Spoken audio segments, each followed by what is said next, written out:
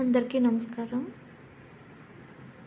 మన ఛానల్లో ఫస్ట్ ముగ్గండి. రేపు ఉగాది కనుక ఎవరైనా వేసుకునే వాళ్ళకి యూజ్ అవుతుందేమోనని ట్రై చేశాను. ఇంకొక ముఖ్యమైన విషయం ఏంటంటే, ఏడాదిలో 4 సార్లు నవరాత్రులు వస్తాయి కదండి. రేపటి నుంచి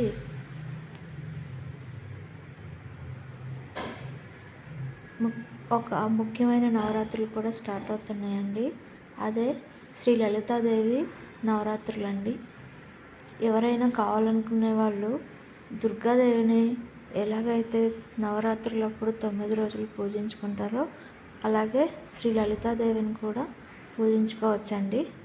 కావలసిన వాళ్ళు పీఠకం పెట్టుకోవచ్చు, కలశం పెట్టుకోవచ్చు, అఖండ జ్యోతి పెట్టుకోవచ్చు. 9 రోజులు నైవేద్యాలతో అలంకరణ చేసుకొని అమ్మవారిని మనసులో స్మరించుకుంటూ కుదిరినప్పుడల్లా ఒక టైం పెట్టుకోండి, పొద్దున్నే 9 అలాగే ఎవ్రీడే 9 డేస్ తప్పకుండా ఆ 9 రోజులు అదే టైంకి ఖచ్చితంగా పూజ చేయటానికి స్టార్ట్ చేయండి. ఇంకొక ముఖ్యమైన విషయం ఏంటంటే, ప్రసాదాలు అదే పెట్టాలి ఇదే పెట్టాలి అలా ఏం లేదండి. నవరాత్రుల్లో ఎలాగైతే సమర్పించుకుంటామో నైవేద్యం అమ్మవారికి అలాగే తయారు చేసుకోవచ్చు. ఇంకా ఇక్కడ నేను మామిడి పిందెల ముగ్గు వేస్తున్నాను, ఉగాదికి బాగుంటుంది అన్న ఉద్దేశంతో.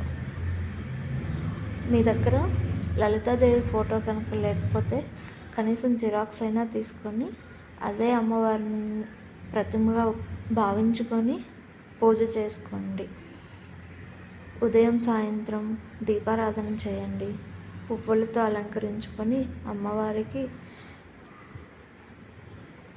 ధూపం దీపం నైవేద్యం సమర్పించండి. ఆచారం ఉన్నవాళ్ళు కలశం కూడా పెట్టుకోవచ్చు.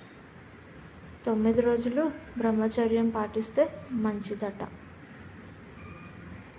అలాగే నేల పడక వేయాలి, అంటే కింద పడుకోవాలంట. అమ్మవారి సహస్రనామాలు అష్టోత్తరాలు కుదిరినప్పుడల్లా చదువుకుంటూ ఉండండి. పొద్దున్న సాయంత్రం అయితే ఇంకా మంచిది.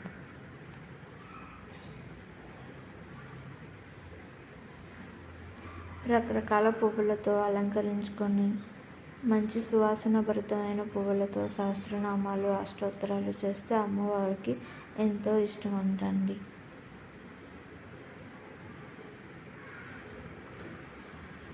ఇక్కడ హ్యాపీ ఉగాది అని రాస్తున్నాను.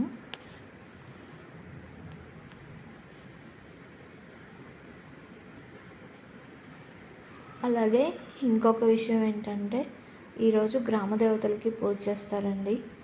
గ్రామ దేవతలు అంటే ఉగాదికి ముందు వచ్చే అమావాస్య అండి. ఈ అమావాస్య గ్రామ దేవతలకు పూజ చేస్తారు. మనల్ని, మన కుటుంబాన్ని, మన గ్రామాన్ని చల్లగా చూస్తారని. గ్రామ దేవతలు అంటే 101 మంది ఒక తమ్ముడు ఉంటారు, ఆయనే పోతురాజు స్వామి. ఒక్కొక్క ఊర్లో ఒక్కొక్కలాగా చేస్తారు. పోలేరమ్మ తల్లి, ఎల్లమ్మ తల్లి, గంగమ్మ తల్లి, సపలమ్మ తల్లి, అట్లమ్మ తల్లి, నూకాలమ్మ తల్లి, అంకమ్మ తల్లి, అలాగా సీతాలమ్మ తల్లి, అలాగా 100 మంది అక్క చెల్లెళ్ళు ఒక తమ్ముడు ఉంటారండి. ఈ తమ్ముడు ఆ అక్క చెల్లెళ్ళందరికీ రక్షణగా ఉంటారట. అందుకని ఎప్పుడైనా అమ్మవార్లకు పూజించుకునేటప్పుడు పోతురాజు స్వామిని కూడా తప్పకుండా పూజించుకోవాలి. మరొక ముఖ్యమైన విషయం ఏంటంటే, అమ్మవారికి సమర్పించుకునేటప్పుడు సద్దితో స్టార్ట్ చేసుకుంటే మంచిదట అండి. అంటే చలవ చేస్తుంది అని. దానికోసం రాత్రి అన్నం వండి పెట్టుకొని ఫస్ట్ అన్నాన్ని తీసి ఒక గిన్నెలో వేసి పాలు పెరుగు ఉల్లిపాయలు వేసి ఉప్పు వేయకుండా తోడు వేసి పెట్టి నెక్స్ట్ డే మార్నింగ్ అమ్మవారికి అదే నైవేద్యంగా పెడతారు. ఇది జనరల్గా అమ్మవారు పోసి దిగిపోయినా కూడా పెడతారండి. ఎందుకంటే పెరుగన్నం అనేది చలవ చేస్తుంది వంటికి అని. అలాగే అమ్మవారికి ఇష్టమైన నైవేద్యం కూడా. నార్మల్గా శ్రావణ మాసంలో అయితే పోలేరమ్మ తల్లికి పొంగళ్ళు చెల్లించుకుంటారు. ఎవరి ఆచారాన్ని బట్టి వాళ్ళు చేసుకుంటారు. అలాగే అమ్మవారిని పసుపుతోనూ కుంకుమ బొట్లు పెట్టుకొని రెడీ చేసుకుంటారండి. ఏదైనా ఒక గోడకి అలా చేసుకొని ఆమెనే అమ్మవారుగా అనుకొని చేసుకుంటారు. ముఖ్యంగా వేపాకులతోటి అలంకరించుకోవాలండి. వేపాకులతోటి అలంకరించుకొని ఆ వేపాకులు నీళ్ళల్లో పెట్టి ఆ నీళ్ళు ఇంట్లో కూడా చల్లుకోవచ్చు. ఇంకొకటి ఏంటంటే అమ్మవారికి ఇవన్నీ చేసిన ముందుగానే గుగ్గిలం వేస్తారు.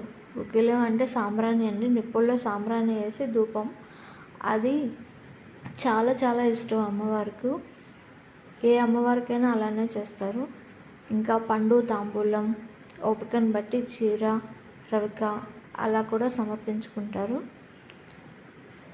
వీలైన వాళ్ళైతే ఈ తాంబూలాన్ని ఇంతకుముందు ఇంటి చాకలికి ఇచ్చేవాళ్ళండి. అలా చేస్తే చలవ అని ఇంటి చాకలికి ఆ తాంబూలము, చీర ఏవైతే అమ్మవారి ముందు పెట్టామో అవి వాళ్ళకి ఇస్తాము.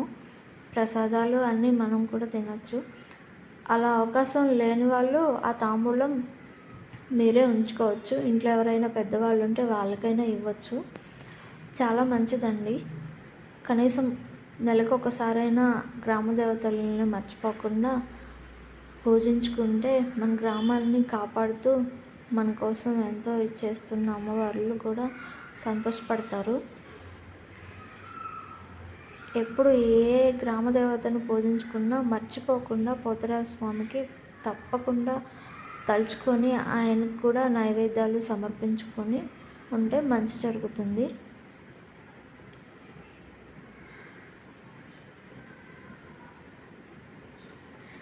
ఇంకా ఇదేనండి, చిన్న చిలుక ఒకటి అటు ఇటు మామిడి పిందెలు వేసుకొని ఉగాది ముగ్గు రెడీ చేశాను. ఇది రేపు వేసుకునే వాళ్ళకి యూస్ అవుతుందేమోనని ముందుగానే అప్లోడ్ చేస్తున్నాను. అలాగే రేపు ఉగాదికి ముందుగానే గుమ్మానికి తోరణాలు అన్నీ రెడీ చేసుకొని సిద్ధంగా ఉంచుకొని పూజ సామాను అన్నీ తీసుకొని ఈరోజు అందుబాటులో పెట్టుకొని